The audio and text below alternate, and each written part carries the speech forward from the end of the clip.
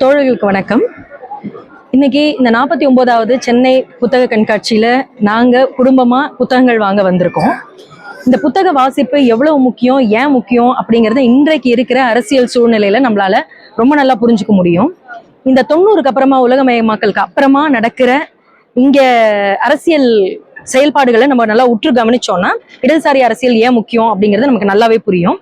இன்றைய இளைஞர்கள் media, cinema, cricket அப்படிங்கிற மோகத்துல சிக்கி தவிச்சு ஒரு புத்தக படிப்பு வாசிப்பு அப்படிங்கிறது, அரசியல் சார்ந்த புத்தக வாசிப்பு அப்படிங்கிறது மிக மிக மிக குறைவா இருக்கு. அது எந்த அளவுக்கு டேஞ்சரஸ் அப்படிங்கிறது இன்னைக்கு நம்ம விஜய் அப்படிங்கிற ஒரு நடிகர் பின்னாடி நடக்கிற அரசியலுக்கு பின்னாடி போகிற இளைஞர்களை பார்த்தாலே நம்மளுக்கு நல்லா தெரியும். அதனால இந்த புத்தக வாசிப்பு இன்னும் எவ்வளவு முக்கியத்துவம் வாய்ந்தது அப்படிங்கறத நம்மளால புரிஞ்சுக்க முடியும்.